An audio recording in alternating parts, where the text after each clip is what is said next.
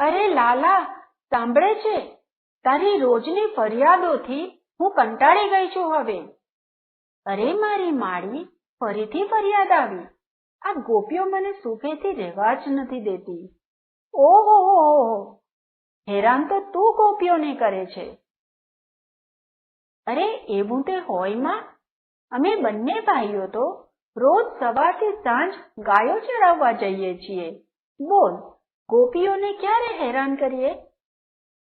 આજે બધી ગોપીઓએ આવીને ફરિયાદ કરી કે કનૈયાએ કાંકરા મારીને એમની માખણની મટુકીઓ ફોડી નાખી.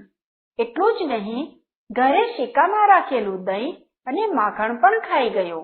કનૈયા તો આવા તોફાન કેમ કરે છે દીકરા? ગોપીઓ ખોટું બોલે છે માં, પૂછ મોટા ભાઈને. કનૈયાની વાત સાચી છે માં. નંદ બાબાના ઘરે દહીં માખણની ક્યાં ખોટ છે કે અમારે બીજાના ઘરે ચોરી કરવી પડે? તું સાવ ભોળી છે માવડી. હું વળી માખણની ચોરી કરું? તો શું ગોપીઓ ખોટું બોલે છે? પેલી રમાના ઘરે શિકામાંથી માખણ ખાતા તને રેવાબાએ પણ જોયો હતો. બોલ, આ વાત સાચી છે કે ખોટી? અડધી સાચી ને અડધી ખોટી. શિકામાંથી માખણ મેં લીધું હતું, પણ એ તો રમા માસીના દીકરાને જ ખવડાવતો હતો. એ બિચારો શિકા સુધી પહોંચી ન શકે એટલે અમે ભાઈબંધો એને મદદ કરતા હતા.